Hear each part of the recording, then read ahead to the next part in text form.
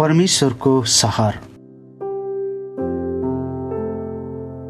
काठमाडौँ उपत्यका पुराना सहरहरू बस्तीहरूको विशाल उदाहरण हुन्, जुन किसिमले परिकल्पना गरिएको छ भित्री र बाहिरी बस्तीको बीचमा तीखो भिन्नता थियो।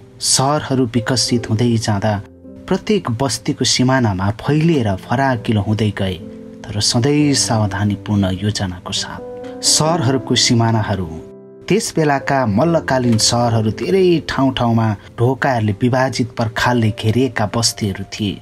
अहिले पनि निश्चित स्थानहरूमा ती पुराना पर्खालहरूको अवशेषहरू फेला पर्न सकिन्छ। पछिल्लो विषयमा मल्लकाल भन्दा पहिलेदेखि नै इखालखु जस्ता ठाउँको नामले प्राचीन ढोकाहरू र सिमानाको बारेमा बताउँछ। कुनै कुनै अछुत मानिएका जातलाई प्राचीन मल्ल सहरहरूको ढोकासँगै बाहिर राखिन्थ्यो।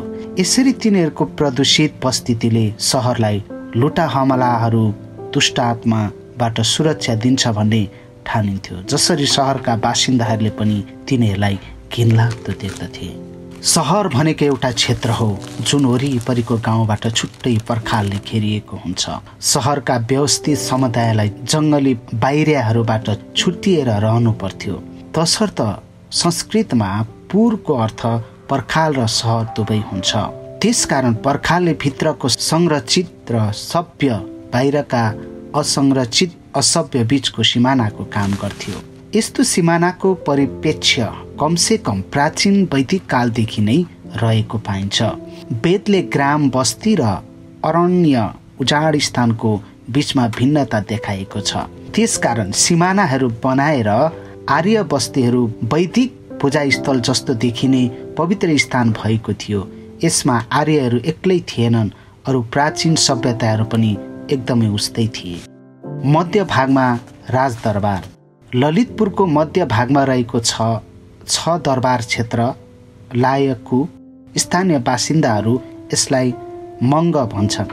हाल दरबारले ओगटेको क्षेत्र लिच्छवी कालदेखि नै राजसत्ताको थलो रहेको देखिन्छ। सँगैको पानीको धारा मङ हित विक्रम सम्मत 5औं शताब्दीमा निर्माण भएको थियो र त्यस इलाकाकै थाहा भएअनुसार सबभन्दा पुरानो संरचना हो। परम्परागत स्थानीय भनाइअनुसार लिच्छवी कालमा मङ्गलबाट एक बाटो पश्चिमतिर रहेको पाटुकोको ढिस्कोबाट हालको स्थानमा राजदरबार सारिएको हो भन्छन्।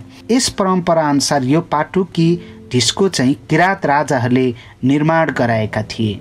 राजदरबारलाई हालको स्थानमा 2वटा व्यापारिक मार्गको चोकैनिर स्थानान्तरण यो कुरा देखाउनको लागि गरिएको हो कि राजा भनेको सहरी जीवनको केन्द्रमा थियो। आफ्ना शासनलाई वैधानिकता प्रदान गर्न राजाहरूले दरबारभित्र र दरबारको अगाडि मन्दिरहरू बनाउन लगाए। तसर्थ दरबार क्षेत्रको स्थान र ढाँचाको समूचा प्रभाव सहरभित्रको एकतालाई प्रदर्शन गर्नु हो र त्यो चाहिँ त्यहाँको राजाको शासनमा सत्तामा हुन्थ्यो। पृथ्वीनारायण शाहद्वारा ललितपुर विजयले राजालाई सहरको माध्यमबाट हटाइयो। त्यही पनि सांस्कृतिक रूपले अझै राजा केन्द्र स्थानमा भएको कुरा दरोसँग प्रकट भएको छ। अनेक चाडपर्वले राजा केन्द्रमा भन्ने धारणा धेरै महत्त्वपूर्ण रहेको अझै देखाउँछ। काठमाडौँ उपत्यकाका तिनै सहरहरूमा जस्तै मोहनीमा दशैंमा, ललितपुरमा पूजाको केन्द्र तलेजो मन्दिर र दरबारको चोकमा देवीलाई चढाइने बलिदान नै हुन्। नयुकु जात्रा, कृष्ण जात्रा, भीमसेन जात्रा जस्ता अनेक जात्राहरू केशव नारायण चोकको पूर्व झ्यालको अगाडिबाट घुमेर जाने प्रदक्षिणा पथ भएर जान्छन्। त्यही पनि ती महान मल्ल राजाहरू देवताहरू थिएनन्, तिनीहरू मनुष्य नै थिए। तिनीहरूले गल्ती गरेका थिए। सर्वश्रेष्ठ मान्छेलाई पनि शक्तिले भ्रष्ट पार्छ। मल्लकालको दिनहरूको अन्त्य हुनु थियो। यसको कारण एउटा पहाडी शासक ती शासकहरू भन्दा बढी शक्तिशाली हुनु सफल भएकोले मात्र होइन, त्यस उच्च सभ्यताको विखण्डन सबभन्दा पहिलो भित्रभित्रै भयो। लोभ र घमण्डको कारणले एक राजाले अर्को राजामाथि चढाइ गरे। यो नरेन्द्र मल्ल पछिका मल्ल सहरका कथा निरन्तर दाउपेच र विश्वासघातका कथा हुन्। बाहिरी विजेतालाई त श्रीप सरासरभित्र पसेर पगरी श्रीपेश लगाएर पुगेको थियो। विरोधीहरू न्यून थिए। झगडा गरिरहेको हेरमा एकदम थोरै मात्र झगडा बाँकी रहन गएको थियो। अनि मनुष्य राजाहरूले हालत पनि सधैँ उस्तै थियो। तिनीहरू जनताका आकाङ्क्षाहरू अनुरूप र सफल रहे। आखिर तिनीहरू पनि मनुष्य मात्रै थिए। मनुष्य भएकोले तिनीहरू पनि बाँकी हामी जस्तै थिए, खालि पाटी र भ्रष्ट। सहरको पहिलो निर्माणकर्ता। बाइबलले सहरको बारेमा हामीलाई धेरै बताउँछ। सहरको पहिलो निर्माता कैन थिए। आफ्ना भाइलाई मारेपछि कैनलाई परमेश्वरबाट बोलावट भयो र पृथ्वीमा घुमन्ते जीवन बिताउनु पर्ने गरी दण्ड दिनुभयो। परमप्रभुले भन्नुभयो, यो तैँले के गरिस्? तेरो भाइको रगतले भूमिबाट मलाई दुखा दिइरहेछ। त अब श्रापित भएर यस भूमिबाट खेतिएको छस्, जसले तेरो भाइको रगत तेरो हातबाट लिनलाई आफ्नो मुख उगारियो। तैँले भूमिको खेती गर्दा अब उपरान्त त्यसले तँलाई आफ्नो उब्जनी दिने छैन। त पृथ्वीमा एक बिना चैनको डुलुवा हुनेछस्। कैनको हत्या कार्य अघि अदनको बगैँचा बाहिर जीवन परमप्रभुको संरक्षणमा चलेको थियो। त्यसबेला मानिस प्रकृति बीच सन्तुलन थियो। अब त्यो चकनाचुर भयो। अब कैन परमेश्वरको संरक्षणको आशा गर्न नसक्ने भयो। बैरी साध्नेले आफूलाई मार्नेछ भन्ने कुरामा तिनलाई पक्का थियो। तसर्थ परमेश्वरले कैनलाई एउटा चिनो लगाइदिनु भयो। त्यो सुरक्षाको चिनो थियो। अनि कैन आफ्नो सृष्टिकर्ताको नजरबाट हटे। तर कैन यताउति डुलेनन्। परमप्रभुले तिनलाई दिनुभएको सुरक्षालाई तिनले पत्याउन सकेनन्। अनि त्यसैले विपरीत शक्तिसँग सङ्घर्ष गर्दै मानिसहरू र प्रकृतिलाई थिचोमिचो गर्दै तिनले आफ्नो सुरक्षा खोज्नमा जीवन बिताए। प्राकृतिक संसार एउटा भयको कुरा भएको थियो। परमेश्वरले प्राकृतिक संसारलाई असल बनाइदिनु भएको थियो। अज्ञानताको स्थितिबाट मानिसको पतन भएकोले र आफ्नो भाइको विरुद्धमा कैनको हिंसाले प्राकृतिक संसार अब तिनको विरुद्धमा खाडलले भरिएको थियो। जङ्गली जनावरले तिनलाई धुजा पार्न सक्थे। रोगहरूले तिनलाई कष्ट दिन सक्थ्यो। त्यसैले तिनले एउटा सहर बनाए। मैले प्रस्तुत गरिसके कि कैनको सहर निर्माण अरू मानिसहरूको सहर निर्माण जस्तो थियो। काठमाडौँ उपत्यका नेपाल मण्डलका सहरहरू नागरिकहरूलाई बाहिरी जङ्गलको दुश्मनी शक्तिबाट सुरक्षा दिनको लागि निर्माण गरिएको थियो। पर्खालहरूभित्र समाज सङ्गठित हुन सक्थ्यो। सहरबाट निकाला गरिनु भनेको डरलाग्दो भाग्यको अवस्था थियो। बाहिर जे पनि हुन सक्थ्यो। प्राकृतिक अनियन्त्रित शक्तिहरू धान रोपाईको मौसमपछि सहरी क्षेत्रबाट दुष्टतालाई निकाल्न गर्न विशेष संस्कारहरू गरिन्छ। किसानहरू बाहिर दुर्व्यवस्था भएको ठाउँ आफ्ना खेतहरूमा निस्कन्छन्। तिनीहरू हिमालय भएर घर फर्कन्छन्। बाहिरका दुष्ट तिनीहरूमा टाँसिएर आउँछ भनेर मान्छेहरू ठान्दछन्। अब दुष्टलाई निष्कासन गर्नै पर्छ भन्ने तिनीहरू ठान्दछन्। यति नै हो यो चाडको बारेमा। त्यसपछि अरू अनेक चाडपर्वहरू आउँछन् जुन त्यो निष्कासनको विषयमा बन्दै जान्छन्। ललितपुरमा न्युकुर जात्रा सहरी क्षेत्रलाई नयाँ बनाउन, नवीकरण गर्न र त्यस क्षेत्रमा सुव्यवस्थापूर्ण निर्माण गर्न सम्पादन गरिन्छ। काठमाडौँ र भक्तपुरमा उस्तै जात्रा पाइन्छ। बाइबलको कथामा हामीलाई भनिएको छ कि कैन अदनको पूर्वतिर डुल्दै गए। पूर्व सूर्य उदाउने देश प्रस्थान बिन्दु हो। कैनलाई सधैँ तर कहिल्यै पनि गन्तव्यमा नपुग्नु थियो। आफ्ना सृष्टिकर्तासँगको शान्ति कहिल्यै नपाउने गरी प्रस्थान गर्नु थियो। अनि त्यसैले तिनले परमेश्वरको निर्णयको कडा प्रतिरोधमा नै एउटा सहर निर्माण गरे। त्यो सहर कैनको ज्यानमारा कार्य र तिनले परमेश्वरको सुरक्षालाई नमान्नुको परिणाम थियो। युगौँसम्म मान्छे र स्वास्नी मान्छेले जङ्गली अवस्थित प्रकृतिबाट सुरक्षा पाउने उपायहरूको खोजी गरेका छन्। ती उपायहरू मानव निर्मित थिए। ती परमेश्वरका ईश्वरीय उपाय नभई मानवीय उपाय हुन्। ती त बागी हुन्। जब मानिसले परमेश्वर बिनाको उसको आफ्नो सुरक्षाको साधन खोज्छ, उसले आफ्नो स्वाधीनताको घोषणा गरेको हुन्छ। उसलाई परमेश्वरको आवश्यकता हुँदैन। ऊ आफैद्वारा राम्रो हुन्छ। यो परमेश्वर प्रतिको चरम अपराध हो। मानिसले आफ्ना घमण्डमा घोषणा गरेको छ कि उसले परमेश्वरको मद्दत बिना नै धेरै राम्रोसँग गर्न सक्छ। अन्तमा हाम्रा सबै धार्मिक कोसिसहरू यही नै हुन्। जब हामी परमेश्वरले नदिएको संस्कारहरू सम्पादन गर्छौँ, तब हामीले आफूलाई ठिक तुल्याउन हाम्रो आफ्नै कोसिसमा विश्वास गर्छौँ, घोषणा गर्छौँ। अदनको बगैँचामा आदम र हव्वा बागी भएको देखिने हामी अलग्गिएका छौँ। हाम्रा आफ्नै सृष्टिकर्ताबाट मात्र होइन, उहाँका सृष्टिबाट, अरू मानिसबाट, प्राकृतिक संसारबाट अनि हामी आफैबाट पनि। त्यसै बेलादेखि नै सधैँ पुरुष र नारीहरूले आफ्नो अवस्थालाई तिनीहरूको आफ्नै ढङ्गले ठिक पार्न हर सम्भव कोसिस गरेका छन्। सहरको निर्माण ती ढङ्गहरूमध्ये एक हो। मानिसको लागि यो उसको घमण्डमा खडा हुन्छ अनि सहरी धर्म पर्खालहरूको बाहिर रहेका तिनीहरू विरुद्ध लहरै बिछाएका अति प्राकृतिक शक्तिबाट आफ्नो संसारलाई सुव्यवस्थित राख्न मानिसले गरेका संस्कारहरू मानव निर्मित धर्म हो। इजरायल सहर। आफूहरू मिस्रमा बन्दी रहँदै इजरायलका सन्तानले सहर निर्माणको पहिलो अनुभव पाएका थिए। यो यसरी हुन गयो। तब मिस्रमा योसेफलाई नचिन्ने एउटा नयाँ राजा शक्तिमा आए। तिनले आफ्नो प्रजालाई भने, हेर, हाम्रो लागि इजरायलीहरू हामीभन्दा निकै ठुलो सङ्ख्यामा भएका छन्। लौ, हामीले तिनीहरूसँग अझ बढी चलाकी भएर व्यवहार गर्नुपर्छ, नत्र तिनीहरूको सङ्ख्या अझ धेरै हुनेछ। यदि युद्ध भयो भने तिनीहरू शत्रुहरूसँग मिलेर हाम्रो विरुद्धमा लडेर देश छोडी जानेछन्। त्यसकारण तिनीहरूले उनीहरूलाई काम लादेर थिचोमिचो गराउन दास नाइकेहरू खटाए अनि उनीहरूले फिरौनका लागि पिताम र रामसेम भन्ने भण्डारहरू बनाए। इजरायलीले दास भएर सहर बनाए, न कि आफ्नै गौरव अथवा डरलाई व्यक्त गरेर। तिनीहरूको लागि त्यो सहर थिचोमिचो गरिने स्थान थियो।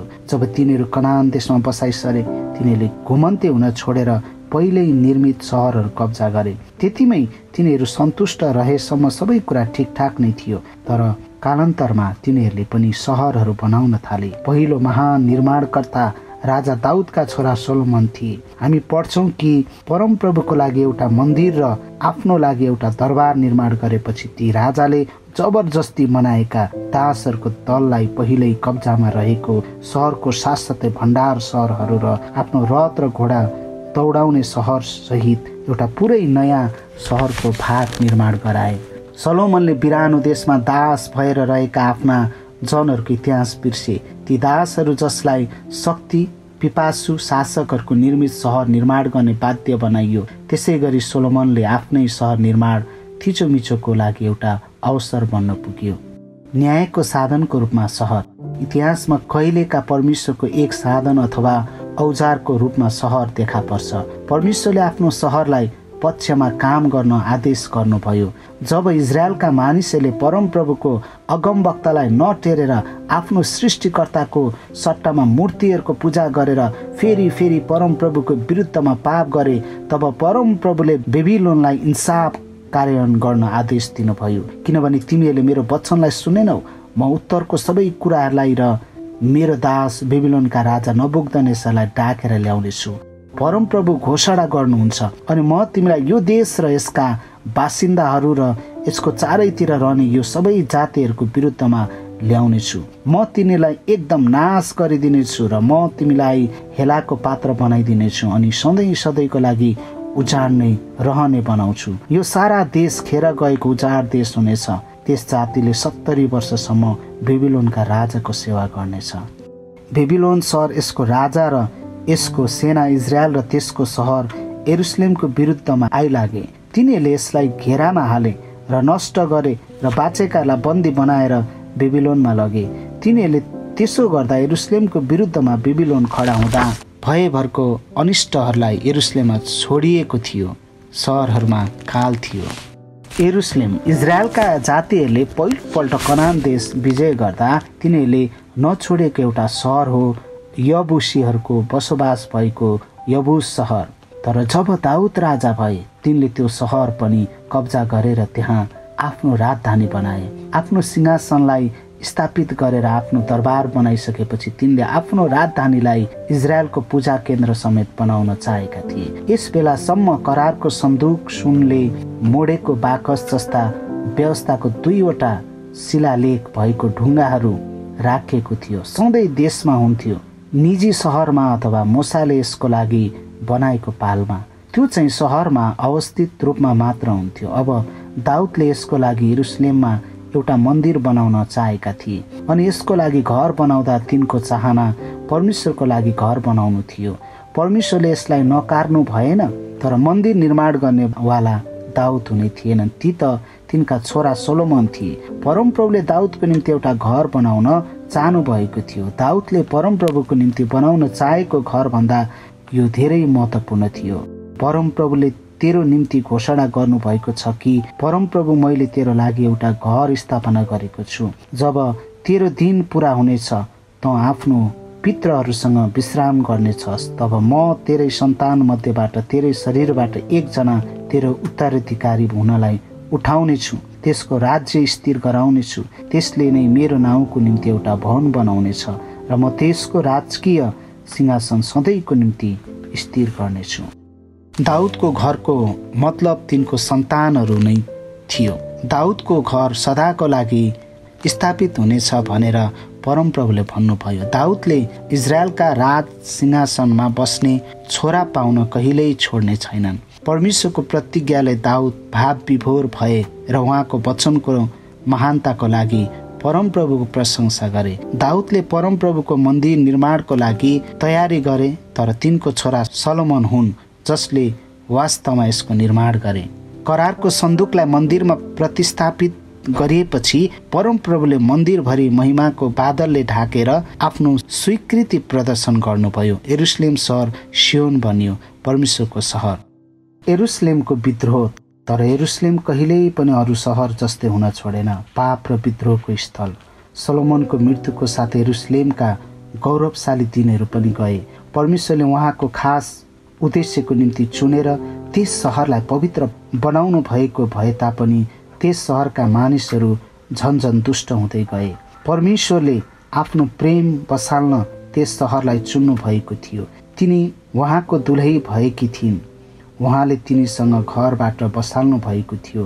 तर अब तिनले वरिपरिका अरू जातिका देवताहरूसँग वेश्यावृत्ति गरी परमप्रभुले तिनलाई चेतावनी दिनको निम्ति आफ्नो अगमवक्ताहरू पठाउनु भयो। तिनीहरूले तिनलाई आफ्नो पहिलो प्रेमी कहाँ फर्काउनु थियो। अझै सम्भव हुन्जेल तिनले आफ्नो मूर्खतालाई त्यागेर आफ्नो श्रीमान कहाँ फर्काउनु पर्थ्यो। तर अझै तिनी अटेरी बागी भएर व्यभिचारमा लागिरहे। इजकियल एकजना अगमवक्ता थिए जो आफू रहँदा तिनी कहाँ परमप्रभुको वचन आयो। मानिसहरूको छोरा यरुशलेमलाई त्यसका घिनलाग्दा व्यवहारहरू समेतको सामना गरेर भन, यरुशलेमलाई सर्वोच्च परमप्रभु यसो भन्नुहुन्छ, तेरो उत्पत्ति र जन्म कनानीहरूको देशमा भएको हो। तेरो बाबु एक एमोरी थियो र तेरो आमा एक हित्तिनी थिइन्। त जन्मेको दिनमा तेरो नाम काटिएन, न त तँलाई सफा तुल्याउन तँलाई नुहाइदियो, न त तँलाई नुनले दलियो अथवा कपडाले बेरियो। कसैले तँलाई दयाले हेरेन अथवा कसैमा तँलाई यी मध्ये कुनै कुरा गर्ने दया जागेन, बरु तँलाई खुल्ला मैदानमा फालिएको थियो।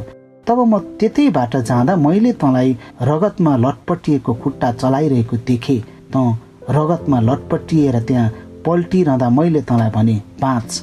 मैले तँलाई मैदानको बोर्ड जस्तै हुर्काएँ। त हुर्केर बढिस् अनि सबभन्दा सुन्दर रत्न बनिस्। मेरो स्तनहरू पनि अनि तेरो केश लामो भयो। त जो नाङ्गै र वस्त्रहीन थिइस्। पछि म त्यहाँबाट गएँ। जब मैले तँलाई हेरेँ अनि देखेँ कि त प्रेम गर्ने उमेरमा पुगिसक्यो, तब मैले मेरो वस्त्रको छेउ तँलाई ओढाएँ अनि तेरो नग्नतालाई ढाकिदिएँ। मैले तँसित विधिपूर्वक शपथ खाएँ अनि तँसित करार बाँधेँ र तँ मेरो भइस सर्वोच्च परमप्रभु घोषणा गर्नुहुन्छ। तर तैँले आफ्नो सौन्दर्यमा भरोसा राखिस् र तेरो ख्यातिले तँ वेश्या बनिस्। एउटा पतित सहरको लागि कुन आशा बाँकी रहन्छ? तर त्यस बेला सर्वोच्च परमप्रभु यसो भन्नुहुन्छ, तैँले व्यवहार गरे अनुसार म तँसित व्यवहार गर्नेछु। किनभने तैँले करार भङ्ग गरेर भाक्कलाई तुच्छ ठानेकी छस्, तापनि तेरो जवानीको दिनमा तँसित गरेको मेरो करारलाई सम्झेर म तँसित सदा सर्वदा करार बाँध्नेछु। यसरी यरुशलेमलाई संसारको सबै सहरको लागि एउटा उदाहरण हुनु थियो। यदि यरुशलेम नै परमेश्वरको न्यायमा पर्न सक्छ भन्ने अरू कुनै सहरको लागि के आशा रहन्थ्यो र? तर यो एउटा परमेश्वरको अनुग्रहको उदाहरण पनि थियो। त्यो सहर जुन तिनकै परमप्रभुबाट बरालिएकी थिए, तिनैसँग उहाँले करार बाँध्नु भएको थियो अनि उहाँले त्यो करारको पालना गर्नुहुन्थ्यो। तर यरुशलेमलाई परमेश्वरको इन्साफमा पर्नु पर्यो। त्यसकारण उहाँले बेबिलोनी सेनालाई त्यसको विरुद्धमा ल्याउनु भयो र नष्ट भयो। अलिअलि बाँकी रहेका मान्छेहरूलाई बेबिलोनमा पठाइयो, जहाँ तिनीहरूले 70 वर्षसम्म आफ्नो पापको परिणाम भोग्नु पर्यो। त्यो समय सिद्धिएपछि फर्केर ती परमेश्वरको आशिषले सहरलाई पुनः निर्माण गरे। नेहेमियाको अगुवाईमा ती फर्केकाहरूले पर्खालहरू बनाए। नेहेमियाको पुस्तकको केन्द्रित विषयवस्तु यरुशलेमलाई तिनका बासिन्दाहरूले भरिनु थियो। तर खाली बासिन्दाहरूले भर्नु मात्र लेखकको मुख्य सरोकार थिएन। सम्पूर्ण कथाको मूल बुदा चाहिँ सहरमा आउने आध्यात्मिक पूर्ण जागरण हो। त्यस सहरसँग परमेश्वरको करार नवीकरण गरिएको छ। एकपटक फेरि परमप्रभुको आराधनामा मानिसहरू नयाँ भए। त्यसपछिको 400 वर्षको लामो समय उत्पातहरूको अवधि रह्यो, किनभने त्यस बेला त्यो देश एकपछि अर्को साम्राज्यको अन्तर्गत गुज्रियो। तर यो अवधि परमप्रभुको वचनको सुनवाईमा मौन अवधि रह्यो। कुनै अगमबाडी सुनिएन। त्यस अवधिभर सहरले तिनको मसीहलाई पर्खी बसिन्, तर जब उहाँ आउनुहुँदा के तिनले उहाँलाई चिन्लिन् त? प्रभु येशू र यरुशलेम। अब इजरायलको आशा पूरा हुनु थियो। लामो समयदेखि पर्खिएको मसीह मानिसको उद्धार गर्न आउनुभयो। तर मसीह कसरी आउनुभयो? हामीले भेट्टाएको पहिलो अचम्मको तथ्य के हो भने उहाँ बेथलेहममा जन्मनुभयो, यरुशलेममा होइन। येशूले त्यस सहरलाई अस्वीकार गर्नुभयो। एउटा देहाती गाउँको पक्षमा त्यस महान पवित्र सहरलाई त्याग्यो। प्रभु येशूले मानिसको सृष्टिसँग आफ्नो महिमा बाँड्नु हुने छैन। एउटा महान नगरमा जन्मेको कारणले उहाँ प्रतिष्ठित हुनुहुन्छ भनेर भन्ने उहाँको कुनै मान्छे हुने छैन। उहाँ सहरमा होइन, तर उत्तरतिर टाढाको नासरतको सानो नगरमा हुर्कनु भयो। अनि उहाँ सांसारिक अभियान बिरलै मात्र सहरमा बित्यो। उहाँले आफ्नो समयमा ठुला राजनैतिक र धार्मिक व्यक्तिहरूलाई आफ्नो अनुयायी बनाउने कोसिस गर्नु भएन। सहरले मसीह बनाए। पहिलाको अगमवक्तालाई इन्कार गरे जस्तै सहरले आफ्नो राजालाई इन्कार गरिन्। तब त्यस सहरप्रति तिनको प्रभुले रुनु परेकोमा थोरै आश्चर्य हुन्छ। ए यरुशलेम, ए यरुशलेम, तँ जसले अगमवक्तालाई मार्ने र त्यहाँका पठाइएकालाई ढुङ्गाले हान्ने, जसरी कुखुरीले आफ्ना चल्लाहरूलाई पखेटा मुनि बटुल्छ, त्यसरी नै मैले धेरै पल्ट तेरा बालकहरूलाई बटुल्ने इच्छा गरे, तर तैँले मानिनस्। यरुशलेम सहर त्यो सहर हो जसले आफ्नो मसीहलाई मारिन्। यस्तो किन भयो? कसरी एउटा पवित्र सहर आफ्नो राजालाई समेत मारेर उद्दण्ड किसिमले अपवित्र हुन सक्छिन्? तब प्रभुले मानिस भएर अवतार लिनुभयो। परमेश्वरले इजरायलीहरूलाई गर्नुभएको प्रतिज्ञाको परिपालनको उहाँ मूर्त रूप हुनुभयो। पावल प्रेरित हामीलाई भन्नुहुन्छ कि यसो अदृश्य ईश्वरको प्रतिरूप सारा सृष्टिको जेठो हुनुहुन्छ। आफूसँग पापी मानिसको विलाप गराउनको लागि परमेश्वर आफै मानिस बन्नुभयो। त्यसकारण यरुशलेम सहरलाई परमेश्वरले आफ्नो सहर बनाउने ठाउँको रूपमा चुन्नु भएको आउनेवालाको प्रतिबिम्बको पूर्वाभास हो। अब येशूमा त्यो प्रतिबिम्बको पूर्वाभास पूरा भएको हामी देख्छौँ। येशू परमेश्वरको वासस्थान हो। अब येशू आउनुहुँदा त्यो सहर परमेश्वरको वासस्थान रहेन। यरुशलेम अब पवित्र रहेन। अरू कुनै सहर जस्तै त्यो खाली मानिसको सिर्जना मात्र रहन गयो। कैनको सहर भयो, यो बेबिलोन भयो, विद्रोहको सहर। तब तिनले शरीरमा आउनु भएको सृष्टिकर्तालाई मारेकोमा के को आश्चर्य? त्यो सहर आफैले यो कुरा बुझिनन्। तिनी अझै पवित्र छिन् भन्ने तिनले ठानेकी थिइन्, जसको कारण तिनले येशूलाई मार्न सहरको पर्खाल बाहिर गलगथा डाँडामा खप्फरे भन्ने ठाउँमा पठाइन्, आफ्नो शुद्धता जोगाउन। सहरबाट भाग, आफूलाई क्रुसमा झुन्डाएर मारिनुको ठिक अघि प्रभु येशूले आफ्नो चेलालाई हामी युगको अन्ततिर आइपुगेका छौँ भन्ने देखाउने केही चिन्हहरूको बारेमा बताउनु भयो। तीमध्ये एउटा चिन्ह यरुशलेमको विनाश हो। तर जब यरुशलेमलाई सेनाहरूले घेरेको देख्छौ, तब त्यसको विनाश नजिकै आइपुगेको छ भन्ने जान। यहुदियामा हुनेहरू पहाडहरूतिर भागुन्, सहरभित्र हुनेहरू बाहिर भागी जाउन् र बाहिर गाउँमा हुनेहरू सहरभित्र नपसुन्। वास्तवमा केही वर्षपछि नै यरुशलेमलाई रोमी सेनाहरूले घेरा हाली नष्ट गरिदिएको कुरा इतिहासले हामीलाई बताउँछ। तर येशूका वचनहरू यी अन्तिम समयका सबै मानिसहरूको लागि हुन्। त्यो सहर परमेश्वरको इन्साफको अधीनमा परियो। हामीलाई भाग्नु छ। हामी मध्ये धेरैलाई त्यो सहरबाट भाग्न यथार्थ असम्भव छ। आखिर येशूले शारीरिक पलायनको बारेमा बताउनु भएको थिएन। यो त सहरको नैतिक प्रविधिबाट, सहरको स्वभावबाट हो। मानिसको कार्यबाट हामीलाई भनिएको छ, आफूलाई जोगाउन आफ्नै सिर्जनामा भर नपर। रोमी सेनाद्वारा यरुशलेम विनाशले येशूको भविष्यवाणी तत्काल पूरा भएको थियो। अन्तिम समाप्ति हुन अझै बाँकी छ। एक दिन मानिसको सबै कार्यको इन्साफ हुनेछ। तपाईँ मुक्तिको लागि केमा निर्भर गर्दै हुनुहुन्छ? जब तपाईँ सांस्कृतिक जात्रामा भाग लिएर सहरको गल्लीहरूमा हिँड्नुहुन्छ, तपाईँ के प्राप्त गर्ने आशा हुनुहुन्छ? सहरमा आशा राख्नु भनेको आखिरमा व्यर्थ हो। यो त नासिने छ। तपाईँ योसँगै नासिनुहुन्छ अथवा के तपाईँ उसमा भर पर्नुहुन्छ जसमा परमेश्वरको पूर्णताले बास गर्छ? व्यक्ति येशूमा परमेश्वर हुनुभएको छ। उहाँ परमेश्वरको प्रतिरूप हुनुहुन्छ। येशूलाई हेर्दा हामी परमेश्वरलाई देख्छौँ। येशूलाई चिन्दाखेरि हामी परमेश्वरलाई चिन्छौँ। सहर मानिसको सबै काम परमेश्वरको इन्साफमा खडा हुनेछन्। तर यदि हामीले येशूले गर्नुभएको मुक्तिको कार्यलाई विश्वास गर्यौँ भने हामीले भोग्नुपर्ने इन्साफ हामीलाई पर्ने छैन, किनभने यो इन्साफ पहिल्यै उहाँलाई परिसक्यो। जब येशू क्रुसमा मर्नुभयो उहाँले परमेश्वरको क्रोधलाई आफैमा थाप्नुभयो ताकि उहाँलाई विश्वास गर्नेहरूले त्यो भोग्नै पर्दैन। सहरबाट भाग, प्रभु येशू ख्रीष्ट कहाँ आओ र उहाँमा परमेश्वरको क्रोधबाट लुक।